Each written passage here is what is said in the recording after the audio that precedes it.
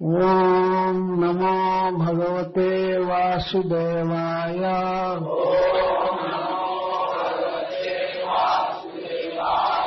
ओम नमो भगवते वासुदेवाय।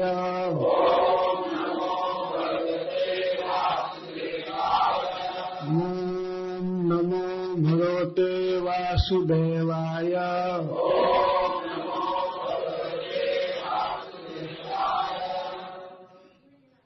त्रेतायाम रक्तवर्णः असौ। त्रेतायाम रक्तवर्णोऽसौ।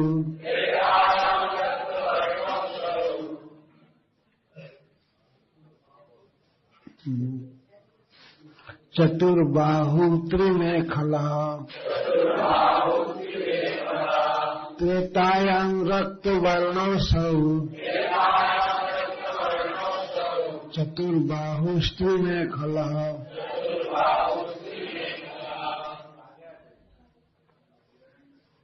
हिरण्यकेशः त्रय्यात्मा। श्रुक्श्रुवाद्युपलक्षणम्।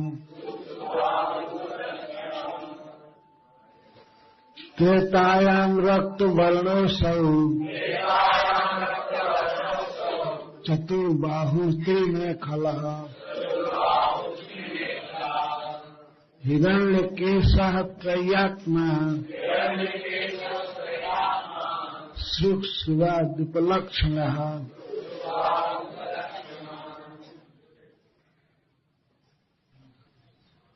त्रेतायाम त्रेता युग में रक्त वर्णः लाल। असौ ये श्री हरि श्री भगवान।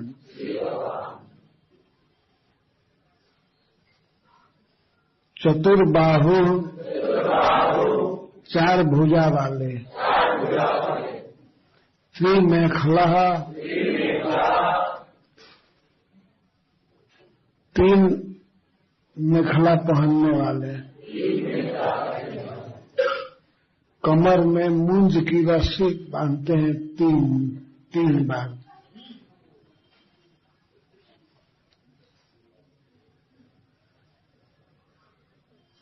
हिरण्यकेशः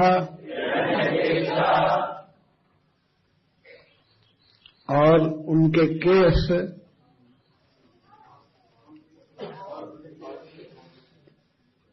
पिंगल होते हैं, सोने जैसे, भूरे केश वाले। त्रय आत्मा तीनों वेदों में जिनके रूप का वर्णन हुआ है,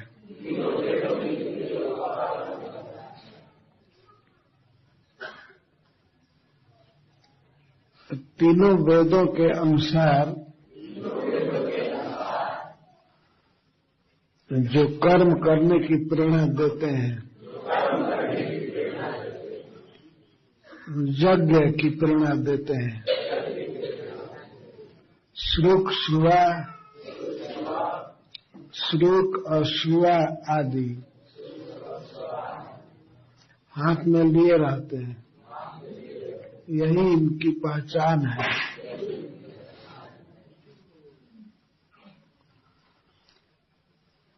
तो कल यहाँ पर वर्णन हुआ था कृतयुग के युग धर्म प्रवर्तक श्री भगवान का,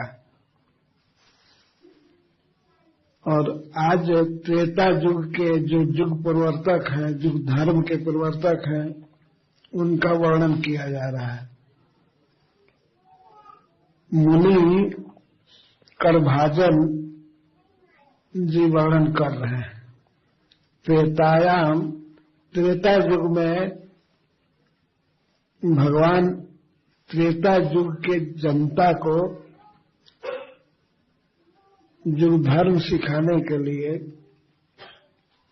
भगवान की आराधना बताने के लिए स्वयं भगवान ही गुरु के रूप में अवतरित होते हैं, जिनको जुगावतार कहते हैं। तो उनका वर्णन कर रहे हैं करभाजन जी कैसे हैं। पहला वर्ण के विषय में बात कर रहे हैं। रक्त वर्ण, रक्त का अर्थ होता है लाल। जैसे रक्त लाल होता है ना, उसी तरह से भगवान बिल्कुल लाल रंग के होंगे। रक्त वर्ण असौ, ये भगवान असौ माने ये जो धर्म प्रवर्तक श्री भगवान रक्त वर्ण के रहेंगे थे। रक्त वर्ण असौ,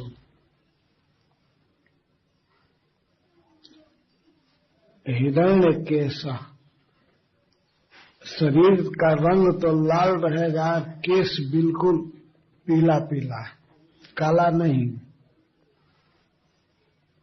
प्राय विदेशी लोगों के केस वैसे ही होते हैं, भूरे होते हैं तो सन जैसे उजले दिखते हैं, ऐसा नहीं। लेकिन पिंगल वर्ण उसको कहते हैं, केस बिल्कुल पीला पीला है। हिरण्य केसा, त्रय आत्मा, तीन जिनके मन में बसा हुआ है, या तीन वेदों में जिनके आत्मा का रूप का वर्णन है। श्री भगवान यज्ञ की मूर्ति है और यज्ञ कराने के लिए, जो धर्म बताने के लिए अवतार लेते हैं।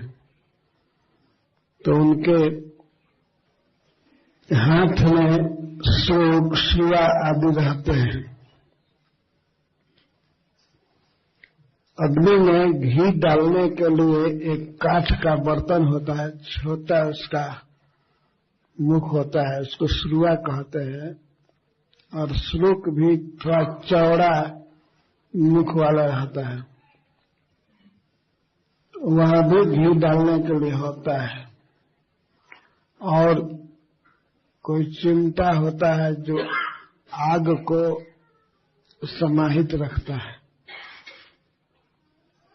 लकड़ी को जलाने के लिए पकड़ पकड़ करके। तो ये और इत्यादि ये सब चीजें लिए रहते हैं। क्योंकि त्रेता का धर्म है यज्ञ, इसीलिए यज्ञ की शिक्षा देने के लिए श्री भगवान स्वयं ही अवतार लेते हैं और सभी को यज्ञ करने की शिक्षा देते हैं। यज्ञ सभी युगों में है, कलयुग में भी यज्ञ है, लेकिन संकीर्तन यज्ञ, इसकी शिक्षा देने के लिए भगवान अवतार लेते हैं। वो वर्णन आएगा। तो त्रेता युग में यज्ञ की शिक्षा देते हैं।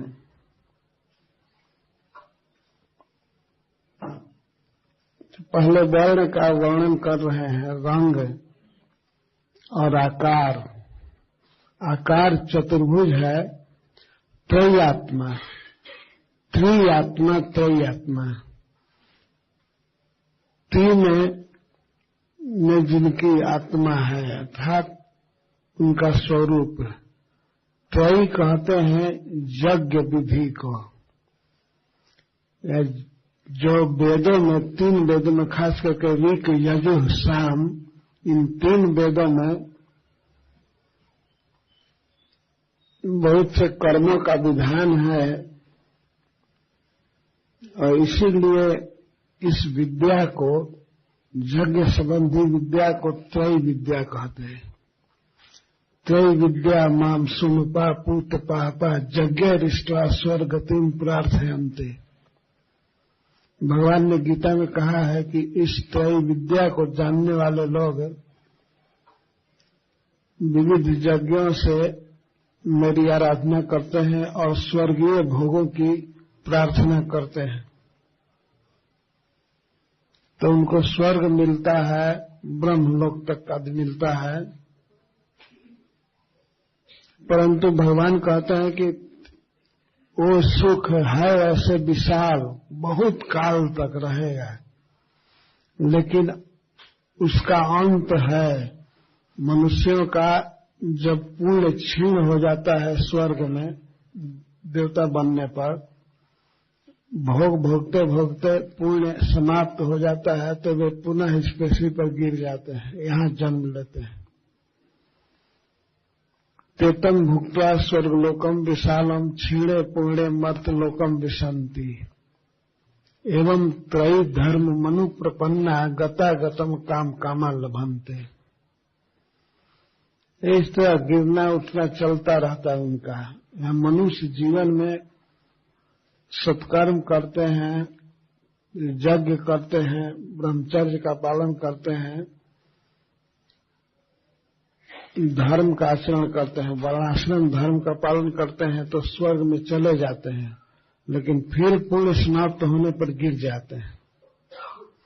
गता गतम, गत आगतम, काम कामा लभन्ते। काम कामा जो विषय भोग की इच्छा करते हैं कि हमको राज्य मिले, हमको अप्सराएं मिले, हमको विमान मिले, उनको काम कामा कहते हैं। काम मतलब विषय की कामना वाले, काम कामा। जो विषय भोग की कामना करते हैं वे गतागतम में रहते हैं, आवागमन में रहते हैं।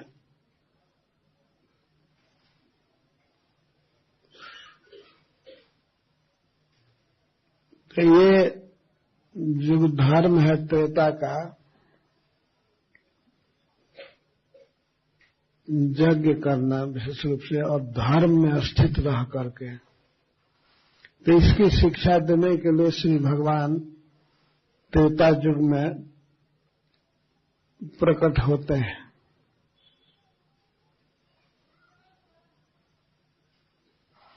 तदा तम मनुजा देवम सर्वदेवमयम हरिम। उस समय मनुष्य भगवान हरि की आराधना करते हैं। जयंती विद्या त्रय्या,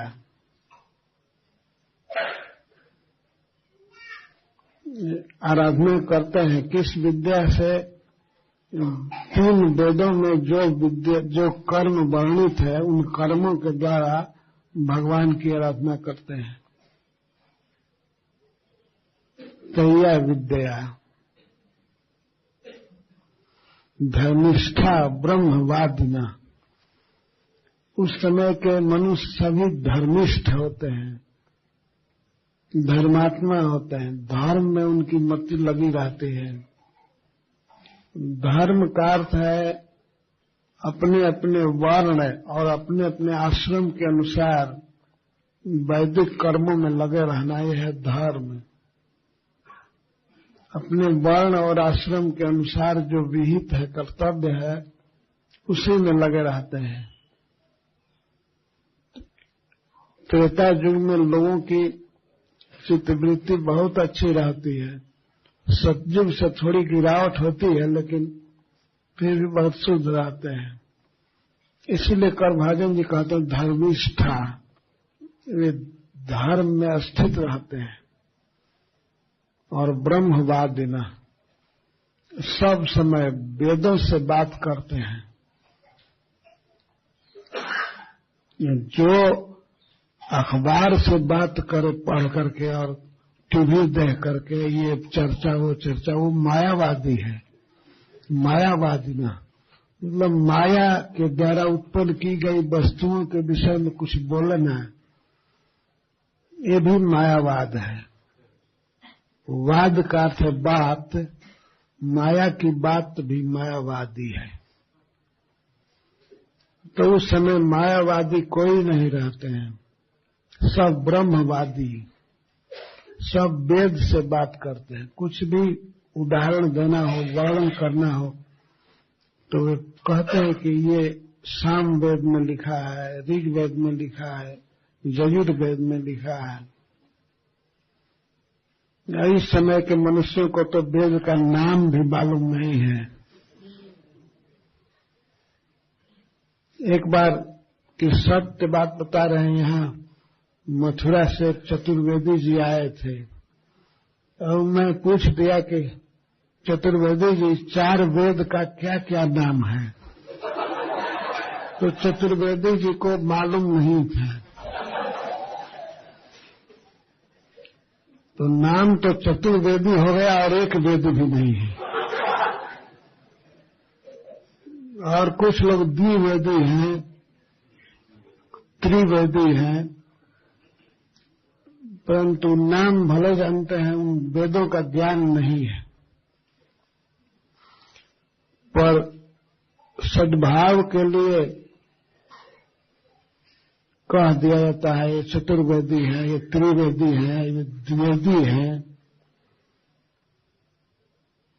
परंतु बहुत बड़ा दुर्भाग्य है कि वेदों का ज्ञान नहीं है। वेद का निर्माण भगवान ने किया मनुष्यों के परम कल्याण के लिए। वेद पढ़ना चाहिए और वेद के जो अनुषंगिक ग्रंथ हैं या वेद की जो व्याख्या है, जैसे श्रीमद् भागवतम, भगवद गीता, इसे पढ़ना चाहिए। यदि कोई व्यक्ति इन ग्रंथों को नहीं पढ़ता है तो वह अपराधी है, तो पापी है। भगवान ने हमारे हित के लिए सब ग्रंथ दिया है, इसे पढ़ना चाहिए, याद रखना चाहिए। तो भगवान युगावतार के रूप में त्रयात्मा है। त्रेता युग में 3 वेदों में लिखी गई विद्या ही उनका स्वरूप है। भगवान का जो विग्रह है, मूर्ति, आकार, नित्य सत्य है।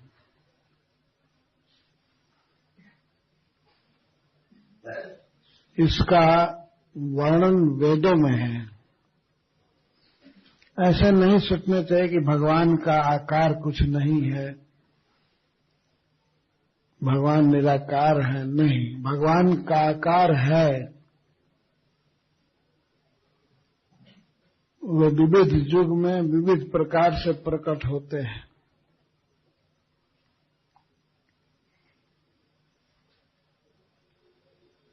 सुख सुवाद्युपलक्षण, यज्ञ कराने के लिए श्री भगवान प्रकट हैं त्रेता युग में। तो यज्ञ के उपकरण अपने हाथ में लिए हुए हैं। श्रुक एक चौड़ा चम्मच होता है, उससे कभी कभी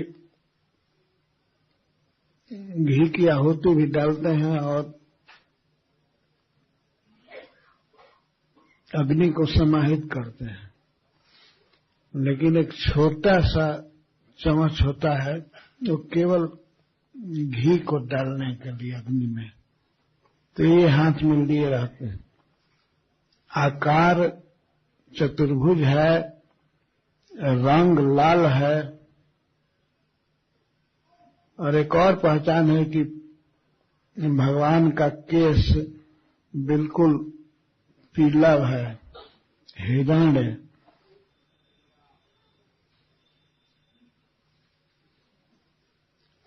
काला नहीं है, लेकिन ऐसा नहीं समझना चाहिए कि भगवान का शरीर कोई वृद्ध हुआ है। नहीं, वो चिन्मय है, दिव्य है। पर यही युगावतार का स्वरूप है त्रेता युग में।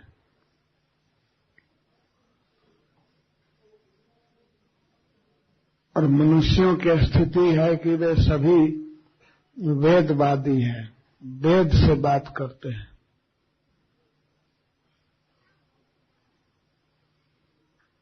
जब वेदों के पठन में वे लगे रहते हैं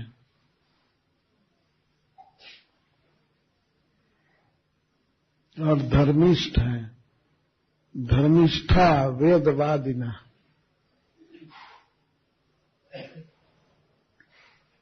सर्वदा अपने धर्म में लगे रहते हैं, अपने आश्रम के कर्म में, अपने वर्ण के कर्म में लगे रहते हैं।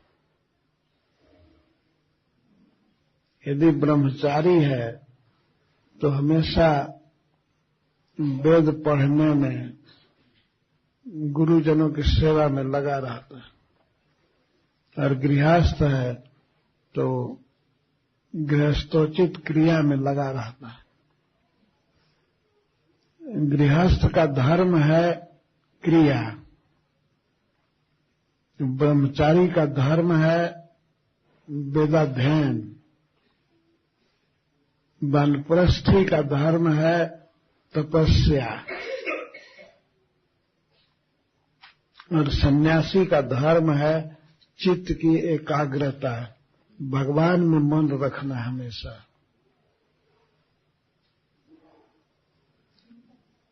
ये 4 धर्म हैं आश्रम के, और वर्ण के भी 4 धर्म हैं।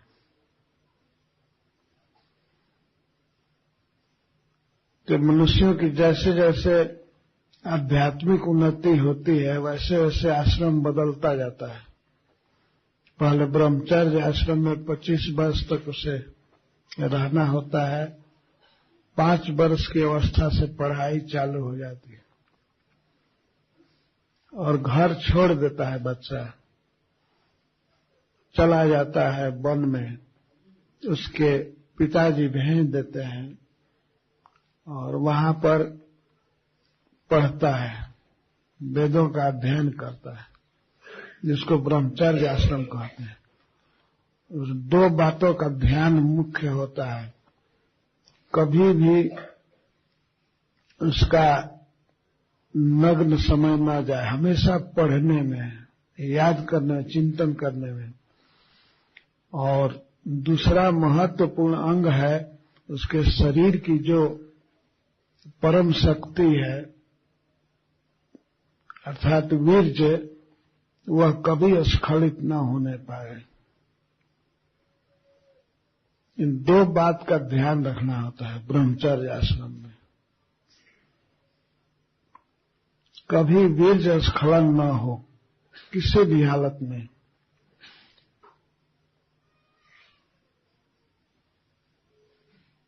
इस तरह से ब्रह्मचर्य का पालन करने से शेष जीवन परम सुखी रहेगा, शारीरिक स्वास्थ्य भी रहेगा और मन बिल्कुल तंदुरुस्त रहेगा।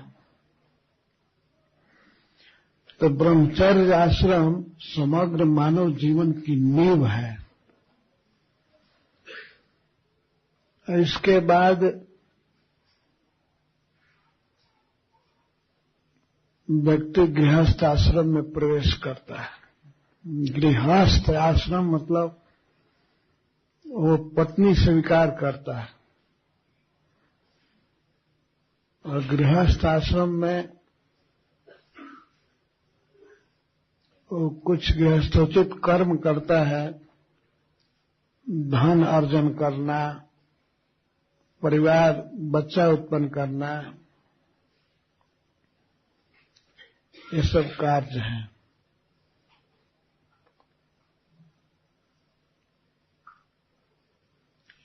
ये ध्यान रखना चाहिए कि पूरा 100 वर्ष मनुष्य का जो जीवन है वो केवल भक्ति करने के लिए है, लेकिन ये विविध अवस्था से व्यक्ति गुजरता है। उस दृष्टि से वेदों ने कुछ वर्गीकरण किया है कि इस समय यह काम करे, इस समय यह करे। तो 25 वर्ष तक जब वेदों का अध्ययन व्यक्ति कर लेता है ब्रह्मचर्य का पालन कर लेता है, तब से गृहस्थ होने का अधिकार मिलता है।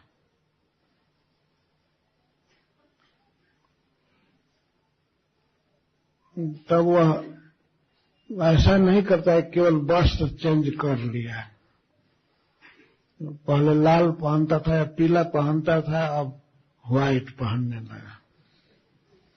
केवल उसी से गृहस्थ व्यक्ति नहीं हो जाता है। तो अग्नि के सामने ब्राह्मणों की अध्यक्षता में वो कुछ प्रतिज्ञा करता है, कुछ नियम लेता है, और उस नियम के अनुसार भक्ति करता है। तो ये गृहस्थ आश्रम। तो गृहस्थ बनने का मतलब ये नहीं समझना चाहिए कि अब तो मैं हार गया, अब क्या भक्ति करूंगा। नहीं, गृहस्थ आश्रम भी भक्ति करने के लिए ही है। भक्ति का कुछ रूप बदल जाता है, लेकिन भक्ति ही मुख्य है। एक गृहस्थ व्यक्ति के लिए भी ब्रह्मचर्य जरूरी है। अपनी पत्नी के अतिरिक्त संसार की समस्त स्त्रियां अपनी माता के समान हैं, या अपनी बहन के समान, अपनी बेटी के समान। अन्य किसी से कोई भी मानसिक संपर्क भी नहीं होना चाहिए। जब व्यक्ति एक पत्नी से संतुष्ट हो जाता है और दोनों मिल करके भगवान की भक्ति करते हैं, तब गृहस्थाश्रम धन्य होता है। गृहस्थाश्रम वास्तव में तीनों आश्रम का सहारा है।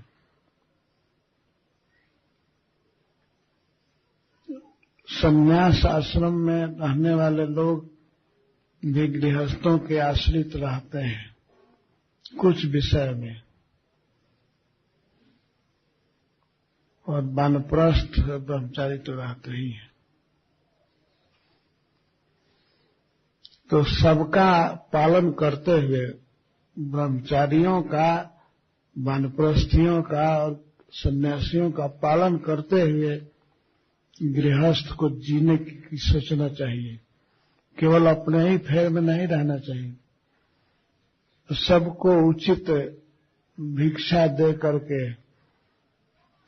और अपना परवरिश करना चाहिए, अपने परिवार का पालन करना चाहिए।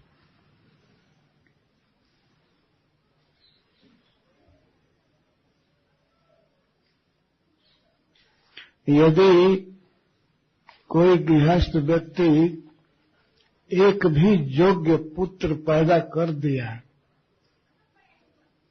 तो धन्य है, गृहस्थी उसकी ठीक है। ऐसे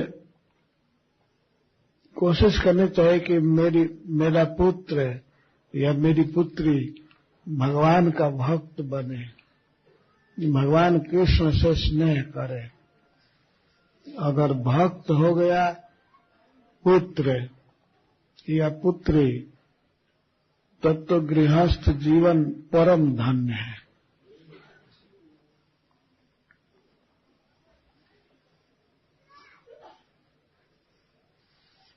तो इस प्रकार अपने धर्म को निभाना चाहिए। त्रेता युग में प्रत्येक व्यक्ति अपने धर्म में था, धर्मिष्ठ था।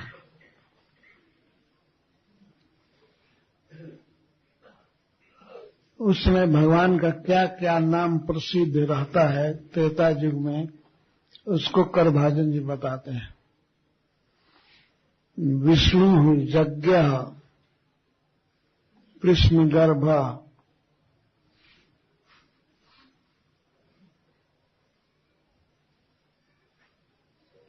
उरुक्रम,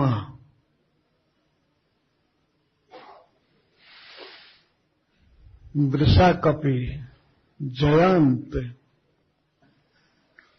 उरुगाय इत्येते। भगवान का नाम रहता है ये चूंकि वे सर्वव्यापक हैं सब जगह, इसीलिए उनका नाम विष्णु है। तो विष्णु नाम त्रेता युग में बहुत लोग गाते हैं। यज्ञ, और श्री भगवान यज्ञ स्वरूप है, यज्ञ मूर्ति है,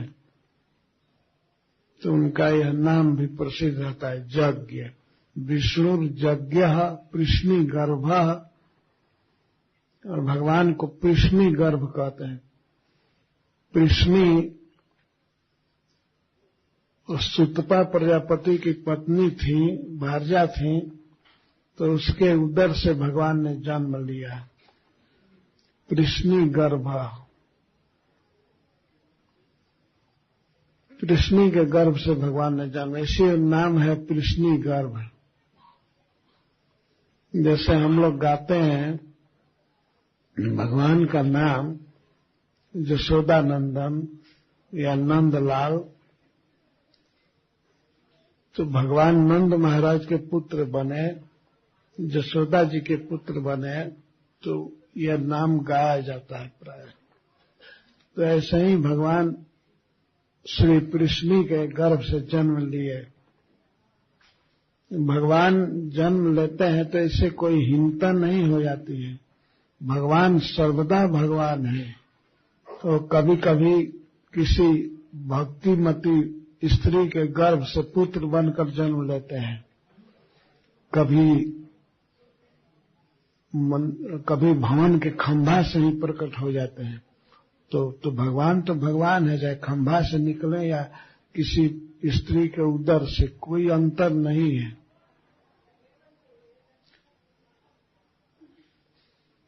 कोई भी व्यक्ति भगवान को अपना पुत्र बना सकता है। वो तो भाव के भूखे हैं, प्रेम के भूखे हैं, वो चाहते हैं कि हमको कोई अपना पुत्र माने। भगवान चैतन्य चरितामृत में कहते हैं कि सारा जगत मुझको ईश्वर मानकर भजन करता है, सब लोग करते हैं, मुझको बड़ा मानते हैं, ईश्वर मानते हैं, पूजा करते हैं, लेकिन यह भाव मुझको पसंद नहीं है। अपने को बड़ा मान करके और हमको अपने समान अथवा अपने से हीन मान करके जो भजन करते हैं वो अच्छा है, उस भाव से मैं बस में हो जाता हूं। अपने को माता कोई मानती है स्त्री, कोई पिता मानता है, और कृष्ण को अपने से हीन समझता है कि ये अबोध है, इसको हित अहित का ज्ञान नहीं है, ये माटी खा लेता है, या ये माखन चूरा चोरी करता है, चोरी की आदत पड़ रही है, इस ठीक नहीं है, ये कम बुद्धि वाला लड़का है, इसको डांटना चाहिए, इसको बांधना चाहिए। ये सोच करके माता यशोदा बांधती है। जो भगवान को बहुत प्रिय है, भगवान को ये प्रिय उतना नहीं है जैसे हम प्रार्थना करते हैं कि जय जगदीश हरे, आप हमारी विपत्ति दूर कीजिए, आप सर्वसमर्थ भगवान हैं। ठीक है, भगवान से ऐसा मांगना ये ठीक है, परंतु भगवान के प्रति ये भाव होना चाहिए कि हमें कुछ देना है। भगवान मांगने से भी ज्यादा मानते हैं।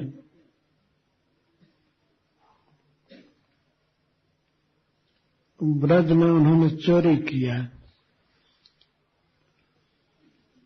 तो चोरी क्यों किए भगवान? तो श्री भगवान ने सोचा एक बार मैं मांगा था, अब मांगना ठीक नहीं है। तो गोपियां कभी कभी कहती थी मां यशोदा की, तुमको कोई गोपी कोई ग्वाल कुछ देता है तो लेकर क्यों नहीं खा लेते हो? तो भगवान ने सोचा कि बेटे मांगना ठीक नहीं है। एक बार एक असुर के पास मांगने गया राजा बलि के यहाँ, तो मेरी बहुत बेइज्जती हुई। सब लोग मुझको भिखमंगा कहे, इतना मैं लक्ष्मीपति हूं, और फिर भी जब मांगना हुआ तो ब्राह्मण बन करके, बामन बन करके गया, मांगा, गिड़गिड़ाया। तो याद थी भगवान को कि ये काम ठीक नहीं, मांगना ठीक नहीं है। अब भले चोरी करना पड़े लेकिन अब कमा करके खाएंगे। इसलिए भगवान ने चोरी किया। किसी के देने पर वे नहीं लेते थे। क्या इतना कमजोर समझ गई हो हम नहीं कमा सकते हैं, और कमाई क्या करें, बस चोरी। तो भगवान सोचे कि चाहे चोरी से हो चाहे जैसे हो, अपनी कमाई खाना है। तो मांगना छोड़ दिया, किसी के देने पर भी नहीं लेते थे, और घर घर में माखन चुरा करके खाने लगे। प्रेम था, गोपियां देने के लिए तरसती रहती थी कि हमारा माखन लाला खा जाए, दही खा जाए, दूध पी जाए। तो भगवान ने वैसा ही किया।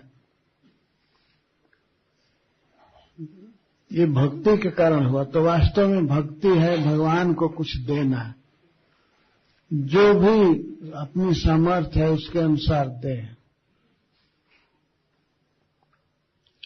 वो मांगते भी हैं भगवत गीता में,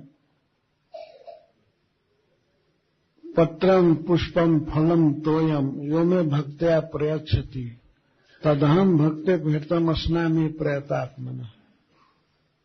अगर कोई प्रेम से मुझको पत्ता देता है, जल देता है, फल देता है, पानी देता है, तो मैं उसको खाता हूं। कई कर्म बताए, पत्ता, पुष्प, फल, जल, 4, और सबके लिए भगवान ने कह दिया अस्नामि, मैं खाता हूं। भगवान तो सर्वसमर्थ है, भाषा के नहीं जानते हैं। वो जल के लिए कह देते मैं पी लेता हूं, पत्ता के लिए कहते चबाता हूं, फल के लिए भले कह देते मैं खाता हूं, लेकिन सबके लिए कह दिए कि मैं खाता हूं। अगर कोई मुझको प्रेम से देता है तो अस्नामि, मैं खाता हूं।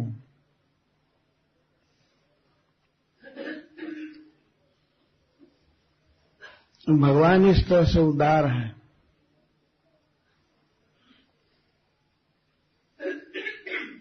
तो भगवान स्वीकार करते हैं। ये श्लोक इसलिए बोले हैं कि उनको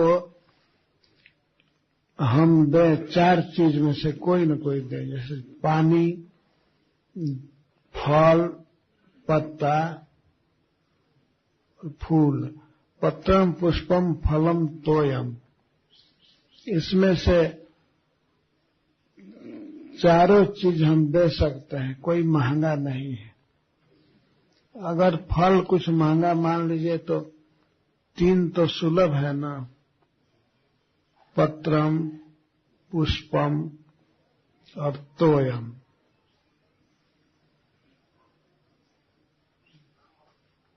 इतना बड़ा व्यक्ति, विश्व का ईश्वर, और इतनी छोटी छोटी बात के लिए बोल रहा है कि मुझको कोई प्रेम से देता है तो मैं खाता हूं। तो कौन ऐसा अभागा होगा जो ये नहीं देना चाहेगा। भगवान कहते हैं मैं खाता हूं, मैं स्वीकार करता हूं, इसका अर्थ है तो कौन नहीं देगा, देना ही चाहिए। यही भक्ति है। अपने अंदर भाव हो कि हमें कृष्ण को कुछ देना है तो स्वीकार करेंगे। इसलिए नहीं कि भगवान वास्तव में भूखे हो गए हैं, उनको कोई जरूरत पड़ गई है। सारा जगत में जो पत्ता है, तुलसी का पत्ता चाहे कुछ भी पत्ता, सब उनको सुलभ है। सारा फल भी सुलभ है, सारा जल भी है, सब कुछ सुलभ है। एक से एक सुंदर पत्ता, सुंदर फल, स्वच्छ जल, सब कुछ सुलभ है। लेकिन ऐसे सर्वसमर्थ ईश्वर भगवान कहते हैं कि हमको कोई प्रेम से देता है तो मैं लेता हूं, मैं खाता हूं। तो इच्छा है लेने की तब ना उनको ये इच्छा ही कोई प्रेम से दे मुझे।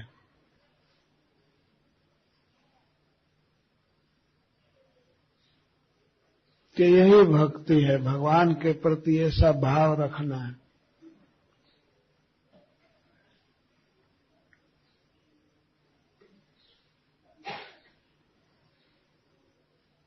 हम भगवान से संपर्क जोड़ते हैं इस तरह से। कुछ वस्तुएं हैं संसार में, जैसे गंगा जी हैं, गंगा जी, गंगा, गायत्री, गीता, तुलसी, चंदन, ये सब वस्तुएं भगवान के प्रिय हैं, तो इनसे संपर्क रखना ही चाहिए। गंगा जी से, तुलसी जी से, गौ से, ये भगवान के प्रिय हैं। तो यदि भगवान से जुड़ना चाहे तो इन वस्तुओं से भी जुड़ना चाहिए।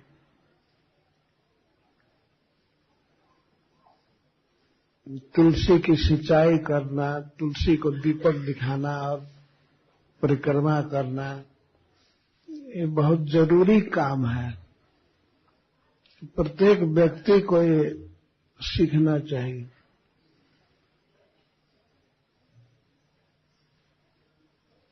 अपने लिए एक तुलसी का पौधा रखने की चेष्टा करनी चाहिए कि हम तुलसी की सेवा करेंगे, हमारी तुलसी जी रहेगी, हरी भरी बढ़ी रहेगी।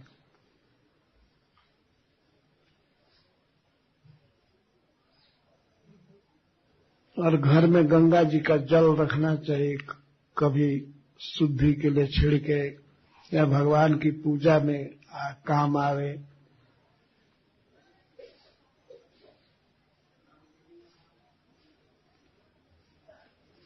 अपने घर में गाय रखना चाहिए, गाय का दर्शन करें सवेरे सवेरे। श्रीरंगम में भगवान का बहुत विशाल मंदिर है, वहां सवेरे सवेरे एक गाय हाँक करके लोग ले जाते हैं मंदिर में और भगवान दर्शन करते हैं गाय का। जगते ही मंगला आरती के समय भगवान सबसे पहले गाय का दर्शन करते हैं। तो परंपरा अभी भी है हम लोगों के यहाँ भी, लेकिन गाय पीतल की रख दिए, भगवान देखें गाय का दर्शन करें। लेकिन वास्तव में गाय रखनी चाहिए। अगर अपने घर में जगह नहीं है तो आश्रम में रखें, या कोई न कोई जगह हो जहां गाय का दर्शन हो सके। और छोटे छोटे बच्चों को गाय के गोबर से तिलक कर देना चाहिए, उनका मंगल होगा। और सवेरे सवेरे गाय की पूंछ लेकर के उनके शरीर पर डुला देना चाहिए, वही असली चामर है। ये सब चामर तो ये प्लास्टिक का बिल मिलते हैं, असली चामर है वो गाय का पूंछ। और चमड़ी गाय का पूंछ होता है इसलिए उसे चामर कहते हैं। लेकिन किसी भी गाय का, देसी गाय का पूंछ डुला देने से मंगल होता है।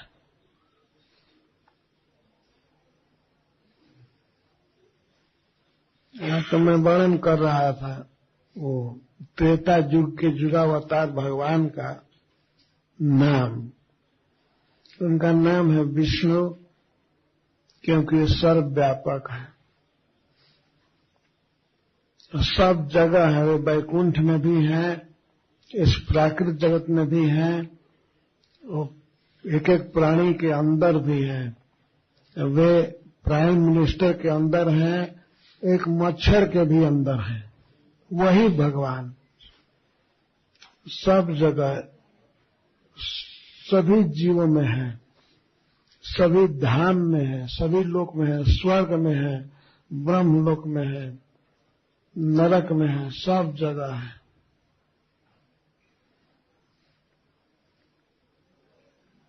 इसलिए उनको विष्णु कहते हैं।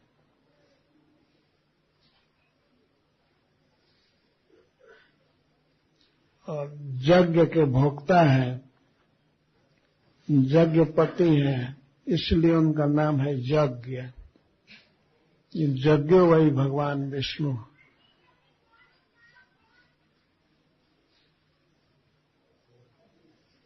और कृष्णी गर्भ में माता कृष्णी के गर्भ से जन्म लिए भगवान कई बार जन्म लिए हैं। जैसे माता अदिति के गर्भ से जन्म लिए हैं, माता अनुसुईया के गर्भ से जन्म लिए हैं, माता कौशल्या के गर्भ से, और माता यशोदा जी के, देवकी जी के गर्भ से जन्म लिए हैं। इसके द्वारा श्री भगवान ये संकेत दे रहे हैं हम लोगों को कि हमको कोई भी व्यक्ति अपना पुत्र मान सकता है और मैं पुत्र बनने के लिए तैयार हूं। तो इस तरह का भाव रखना चाहिए कि भगवान हमारे पुत्र हैं, पिता भी हैं, मां भी है, सारा संबंध भगवान से है हमारा। भगवान के तरफ से सब संबंध क्लियर है और हम में अब डिपेंड करता है हम कौन संबंध मानेंगे। तो ही मोहि नाते अनेक मानिए जो भावे। गोस्वामी तुलसीदास जी कहते हैं, हे प्रभु, हे श्री राम, हमारे और आपके साथ बहुत संबंध है। आपकी जो इच्छा कर, जो अच्छा लगे वो मानिए। आप दाता हैं, मैं भिखारी हूं। आप महान हैं, मैं नीच हूं। आप पावन हैं, मैं पापी हूं। आप स्वामी हैं, मैं सेवक हूं। इस तरह से सारा संबंध आपसे है। आपको जो अच्छा लगे वही मानिए हमारे से। मैं चाहता हूं जैसे तैसे आपकी शरण मिले। तो गोस्वामी जी कहते हैं कि भगवान पर निर्भर है कि जो संबंध माने, लेकिन वास्तविक बात यह है कि हम पर वो संबंध निर्भर करता है कि हम क्या मानते हैं।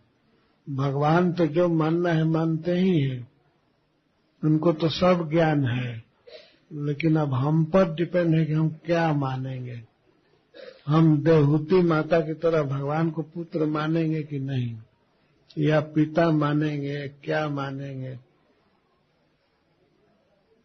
अपनी चेतना पर निर्भर है। मैं गृहस्थों के प्रति ये बात बोल रहा था, जिन्हें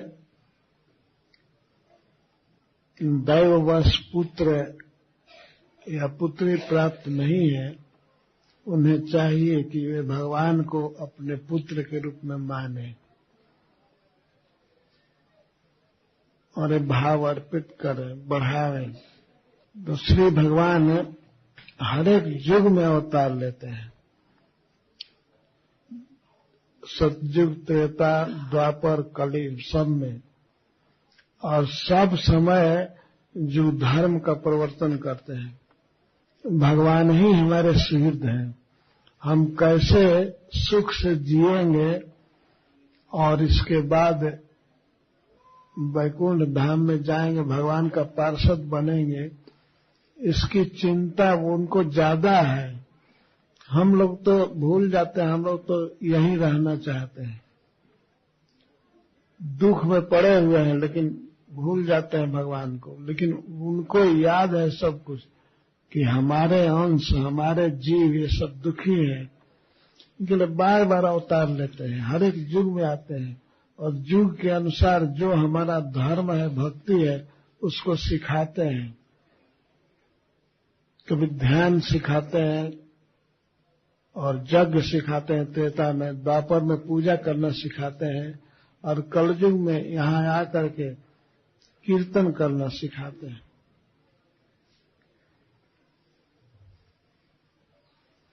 द्वापर में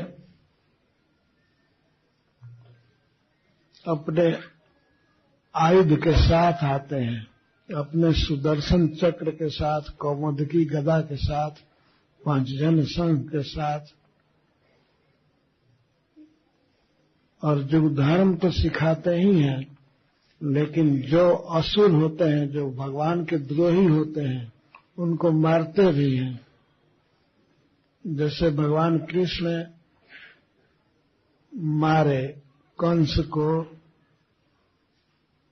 और जरासंध आदि को मरवाए, भगवान श्री राम ने रावण का वध किया, बहुत राक्षसों का वध किया। लेकिन कलयुग में जब आते हैं तब कोई अपना हथियार लेकर नहीं आते हैं, केवल प्रेम दान देने के लिए और कीर्तन कराने के लिए आते हैं और लोगों का आलिंगन करके उनको परम पवित्र बनाने के लिए आते हैं।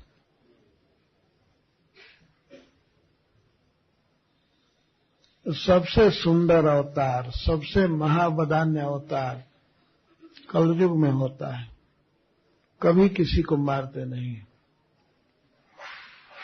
बल्कि दोनों हाथ ऊपर उठा करके हरिनाम करते रहते हैं। कृष्ण हरे कृष्ण कृष्ण हरे हरे।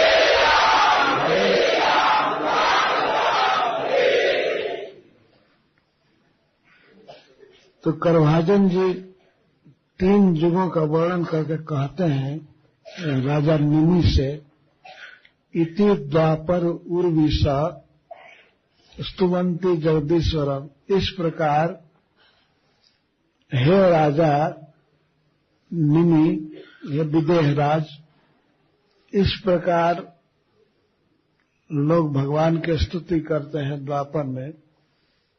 नाना तंत्र विधाने न कलावपि जथा शृणु। अब कलयुग का वर्णन सुनिए राजा ध्यान से। तो चित्रकेतु मुनि कथा कह रहे हैं, महाराज जनक आयोजन किए थे, वही श्रोता थे मुख्य, बड़े ध्यान से सुन रहे थे। फिर भी करभाजन जी कहते हैं, सुनो, आप सुनिए। अब कलयुग के आराध्य जुगावतार का वर्णन करने जा रहे हैं। चूंकि यह अवतार छन्न होता है, छिपा हुआ होता है, इसलिए सुनने में सावधानी रखनी चाहिए। राजा जनक को कह रहे हैं कि सुनो, आप सुनिए। सुन तो रहे थे ही, लेकिन अधिक सावधानी से सुनने को कह रहे हैं।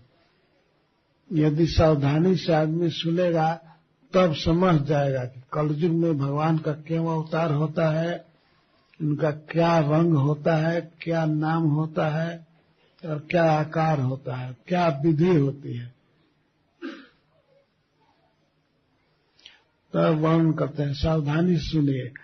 तो करभाजन जी सावधान कर रहे हैं राजा जनक को, तो उसी तरह से हम लोग भी परंपरा से सावधान कर देते हैं। सावधानी से सुनिए। ये अवतार छिपा हुआ अवतार है, इसीलिए सब लोग नहीं पहचान पाते हैं। सुनने में सावधानी की जरूरत है। कृष्ण वर्णम तिसा कृष्णम सांगोपांगास्थ पार्षदम यज्ञ संकीर्तन प्राय जजंती ही सुमेधसा। कलयुग में श्री भगवान का रंग तो कृष्ण में ही होगा, तो कृष्ण वर्णम होंगे वे, कृष्ण वर्णम। यहाँ वर्णम का अर्थ है कृष्णम वर्णयति इति कृष्ण वर्णम। ये जो जुगावतार भगवान हैं वे हमेशा कृष्ण का वर्णन करेंगे, उनके मुख पर, उनके जीवा पर हमेशा कृष्ण शब्द रहेगा,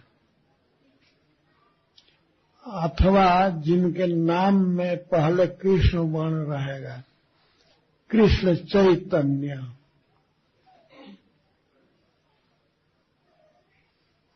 और तीसरा कांति की दृष्टि से अकृष्णम, उनके शरीर की कांति कैसी रहेगी? अकृष्ण, जब कृष्ण नहीं है, कृष्ण, कृष्ण का नाम उनकी जिह्वा पर रहेगा, साक्षात स्वयं कृष्ण है, परंतु कांति शरीर की होगी वो अकृष्ण, त्रिषा अकृष्णम। कृष्ण के विपरीत क्या है? काला के विपरीत क्या है? गोरा, वे गोरे होंगे। यह भगवान का प्रसिद्ध रूप है कृष्ण, सांवला। लेकिन भगवान कलयुग में सांवले नहीं होंगे, गोरे होंगे, और उनके जीवा पर सर्वदा कृष्ण वर्ण, दो वर्ण रहेगा, दो अक्षर, कृष्ण। जो भी उनको देखेगा वह भी कृष्ण कृष्ण बोलने लगेगा। यहाँ तक कि पशु पक्षी भी झारखंड जंगल में उनको देख करके कृष्ण कृष्ण बोलते थे। तो जिनको देख करके सब लोग कृष्ण कृष्ण बोलेंगे, और जो सर्वदा कृष्ण के नाम के रस में डूबे रहेंगे और करुणा बस सबको कृष्ण नाम का उपदेश करेंगे, वो है श्री गौरांग चैतन्य महाप्रभु।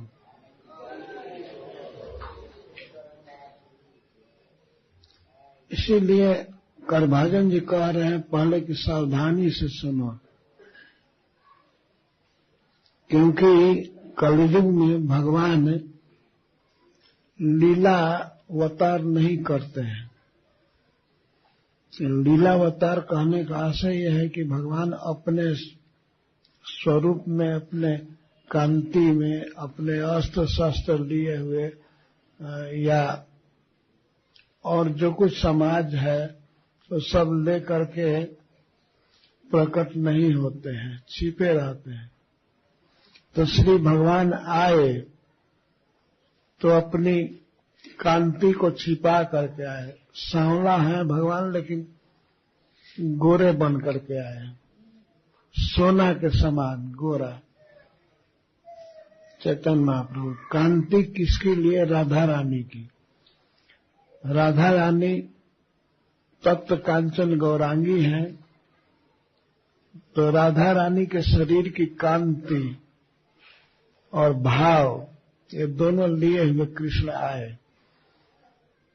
राधा रानी में भाव है, परम भावमयी है, परम प्रेम है। तो राधा रानी जैसे कृष्ण के लिए रोती रहती हैं, हा प्रियतम, हा श्याम सुंदर आदि कह करके, वैसे इस भाव को लेकर कृष्ण जन्म लिए। कहाँ जन्म लिए? मायापुर में, नवद्वीप में। कब जन्म लिए? तो इसी फाल्गुन पूर्णिमा को।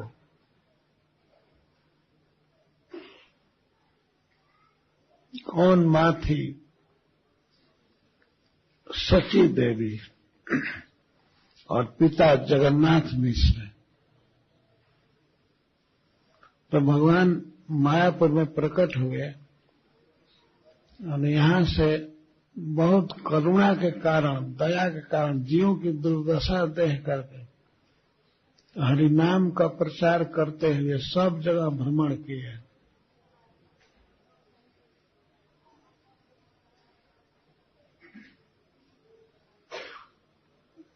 युग धर्म का प्रवर्तन किए।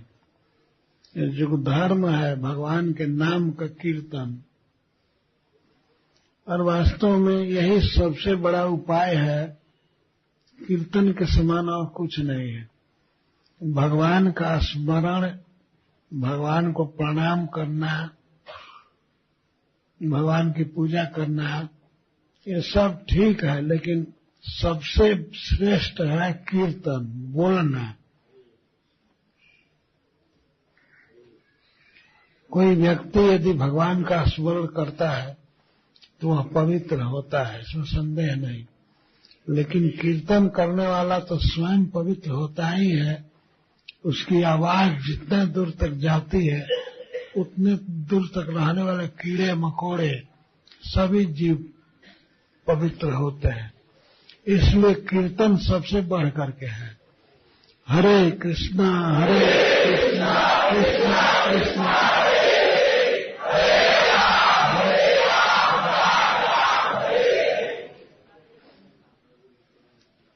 इस युग का धर्म है संकीर्तन। तो इसी को देने के लिए श्री गौरांग महाप्रभु आए, श्री कृष्ण आए। तो छिपा हुआ अवतार है, अपनी कांति छिपा लिए, अपना भाव छिपा लिए। भगवान के भाव में नहीं आते हैं, भक्त भाव में आते हैं। और अस्त्र शस्त्र सब त्याग करके आए। चक्र नहीं लिए, गदा नहीं और शंख नहीं।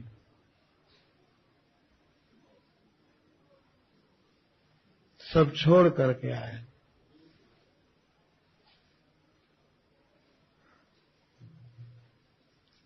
सांगोपांगास्त्र पार्षदम, स्व अंग उपांग अस्त्र पार्षद। वे अपने अंग के साथ, अपने उपांग के साथ, अपने पार्षद के साथ और अस्त्र के साथ आए, कहते हैं। तो यहाँ अस्त्र का क्या अर्थ है, उपांग का क्या अर्थ है, अंग का क्या अर्थ है? अंग का अर्थ है अपना ही अंग शरीर। तहार द्वितीय देह श्री बलराम। श्री बलराम जी भगवान के दूसरे स्वरूप हैं। तो बलराम जी नित्यानंद प्रभु के रूप में आए। तो अंग का अर्थ है श्री नित्यानंद प्रभु, और उपांग तो भगवान के उपांग हैं महाविष्णु, जो अद्वैताचार्य के रूप में आए।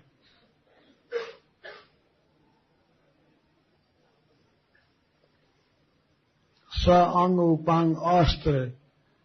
और भगवान चैतन्य महाप्रभु का अस्त्र क्या है? अस्त्र है शरीर की शोभा।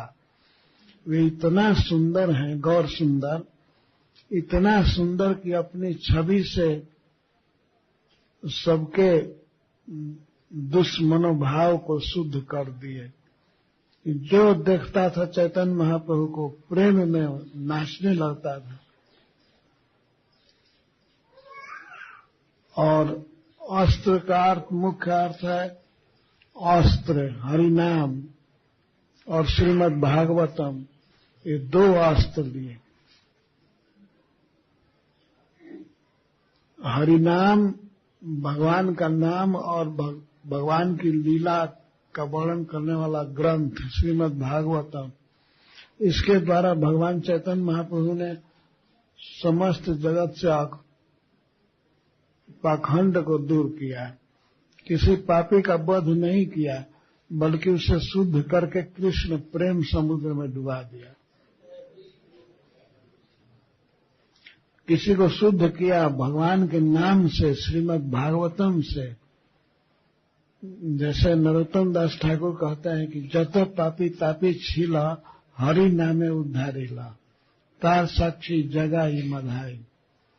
जितने पापी तापी थे भगवान किसी को मारे नहीं, किसी को कठोर वचन भी नहीं कहे, केवल भगवान नाम से उद्धार कर दिए, जैसे जगाई मधाई।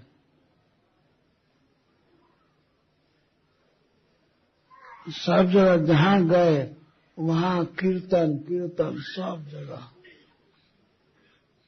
भगवान चैतन्य महाप्रभु वाराणसी में आए थे तो लाखों लोग कीर्तन करते हुए चल रहे थे।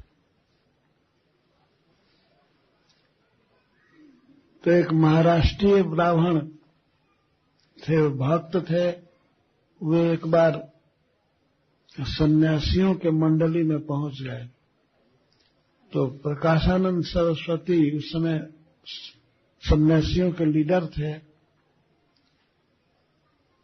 तो वे कहे कि कहाँ गया था, तो बताए कि मैं गया था, एक सन्यासी आए हैं नीलाचल से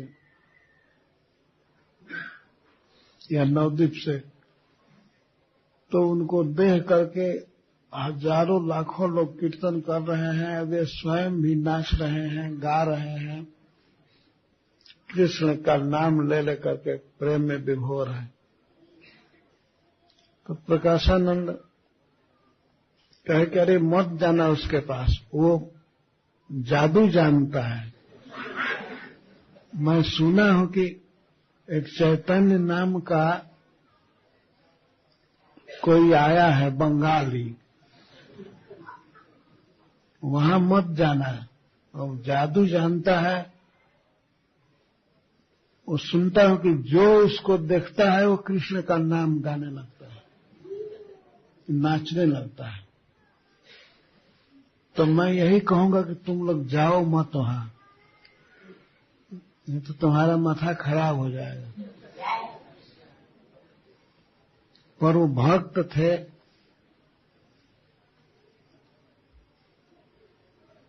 वो चैतन्य महापुरुष से इस बात को कहे।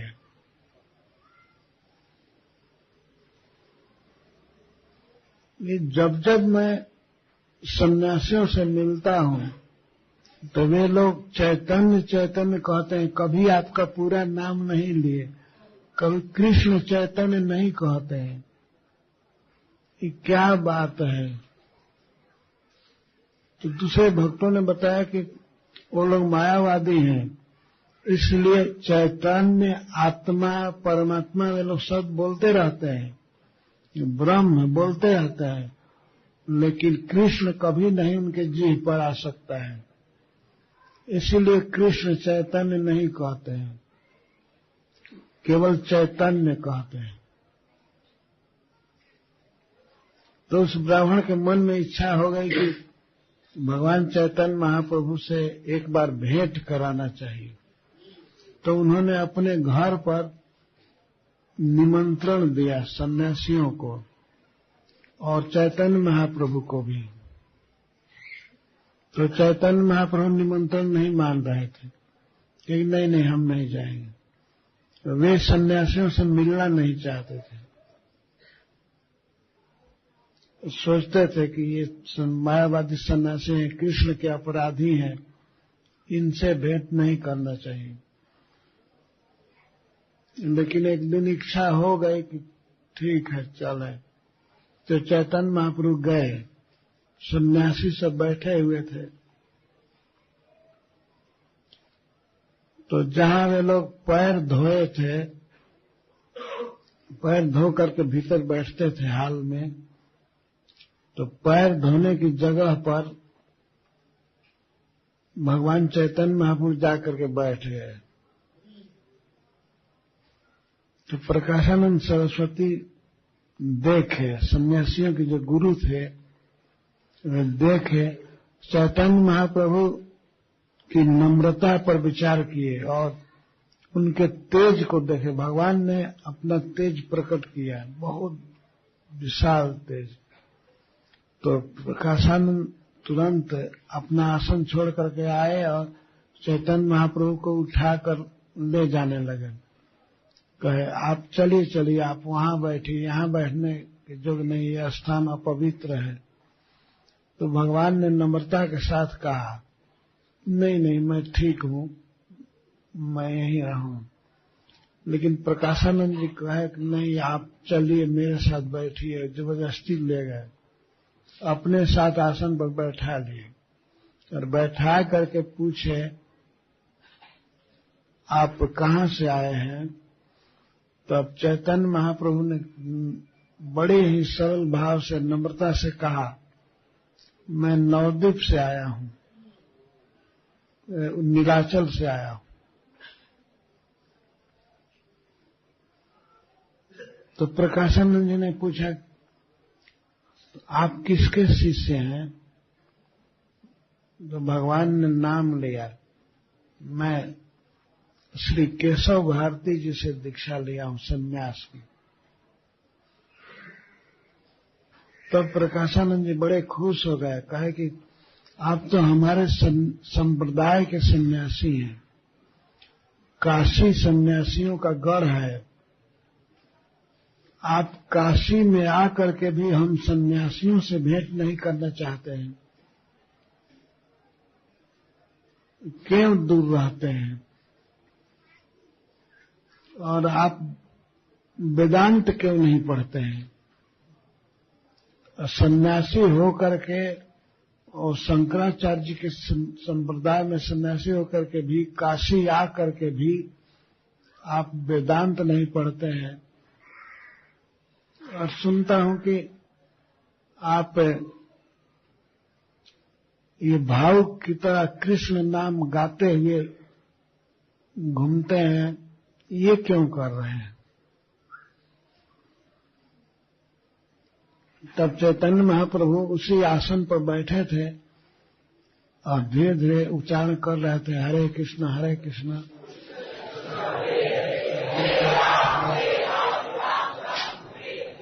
तो उन्होंने कहा कि हे श्रीपाद, मायावादी सन्यासियों को श्रीपाद कहते हैं। तो उन्होंने कहा कि हे श्रीपाद, मैं वेदांत क्यों नहीं सुनता हूं, पढ़ता हूं, इसका कारण सुनिए। प्रभु कहे, सुना श्रीपाद, इहार कारण गुरु मोरे मूर्ख देखी करीला शासन। हमारे गुरु ने मुझको मूर्ख समझ करके हमको आज्ञा दिया कि मूर्ख तुम्हें, तुम्हारा नहीं वेदांताधिकार। चैतन्य, कृष्ण चैतन्य तुम मूर्ख हो, वेदांत पढ़ने में का तुम्हारा अधिकार नहीं है, तुम क्वालिफाइड नहीं हो वेदांत पढ़ने के। कृष्ण नाम जप सदा, यही मंत्र सार। सबसे अच्छा उपदेश है कि तुम कृष्ण का नाम जपो, वेदांत मत पढ़ो। हमारे गुरु ने कहा। भगवान चैतन्य महाप्रभु समझाने के लिए सब कह रहे थे कि हमारे गुरु ने कहा कि तुम वेदांत पढ़ने के अधिकारी नहीं हो, इसलिए मैं वेदांत नहीं सुनता हूं और मैं कृष्ण नाम जपता हूं। और इतना कहकर चैतन्य महाप्रभु ने कहा कि हमारे गुरु ने हमको एक श्लोक सिखाया, बहुत कठिनाई से उसको याद कर लिया हूं। वो श्लोक है, सुनिए। वो प्रकाशानंद सरस्वती तो शास्त्र के परम विद्वान थे और शास्त्र में श्रद्धा थी, तो वे ध्यान से सुनने लगे। चैतन्य महाप्रभु कहते हैं, वो श्लोक इस तरह से है, हरे नाम हरे नाम हरे नाम केवल कलौ नास्ते नास्ते नास्ते। यह श्लोक बृहद नारदीय पुराण का है। तो प्रकाशानंद जी तो शास्त्र में पूर्ण श्रद्धा रखते थे, तो सुने और अर्थ समझ ही गए कि भगवान नाम के अलावा और कोई उपाय नहीं है कलयुग में। ये वेदांत सिद्धांत सब बिल्कुल खराब है, ये कहने की जरूरत नहीं पड़ी है। प्रकाशानंद स्वयं समझ गए कि अब हरिनाम एकमात्र उपाय है, वेदांत सिद्धांत नहीं। तो दूसरा प्रश्न किए, अच्छा ठीक है आप भगवान नाम कीर्तन करते हैं तो ठीक है, लेकिन आप नाचते गाते क्यों हैं, रोते क्यों हैं? तब चैतन्य महाप्रभु ने कहा कि मैं भगवान का नाम गाने लगा तो एक श्लोक और बोले, एवं व्रतः स्वप्रिय नाम कीर्त्या जाता अनुरागो दुष्चित्त उच्च सत्य थोरोदिति गायत उन्मादवन नृतति लोक बाह्यत। जब मैं कीर्तन करने लगा, कृष्ण नाम गाने लगा, तो अपने आप मुझको रुलाई आने लगी, मेरे शरीर में होने लगा। तो मैं जाकर गुरु से पूछा, किवा मंत्र देरा गोसाई किवा तार बल, जपिते जपिते मंत्र करिला पागल। गुरु जी हमको क्या मंत्र दे दिए, ये मंत्र जपने से मैं पागल हो गया, अब रोता हूँ, हंसता हूँ, नाचता हूँ, कैसा मंत्र दे? तो गुरु जी ने कहा कि नहीं बेटा, यही तो फल है इस मंत्र का। हमारे गुरु जी ने कहा कि तुम ठीक हो। तो ये सब श्लोक सुना रहे थे प्रकाशानंद को, तो प्रकाशानंद विद्वान थे, सब समझ गए भागवत का श्लोक। इसके बाद कुछ एकांत मिलने पर वे चैतन्य महाप्रभु की बात को पूरा मान लिए। और उसके पहले जब सन्यासियों के बीच चैतन्य महाप्रभु बात कर रहे थे, तो सन्यासी लोग पहले मान लिए, कह दिए कि हमको आपकी बात ठीक लगती है, लेकिन अब हम इस संप्रदाय में हैं, मायावाद में हैं, इसलिए शंकराचार्य की बात मानते हैं। हम उस पंथ के हैं, हम उस संप्रदाय के हैं, इसलिए ऐसे आपकी बात सही लग रही है। तो सब लोग भगवान का कीर्तन गाने लगे। पूरा काशी में जहाँ सन्यासी सब रहते हैं, शंकराचार्य जी का जो मूल स्थान काशी और बद्रिकाश्रम, ये दो मुख्य स्थान थे, उनके गढ़ थे। तो वहां पर भी भगवान चैतन्य महाप्रभु का कीर्तन होने लगा। सब लोग, काशी में रहने वाले जितने लोग थे, सब कृष्ण नाम में बह गए।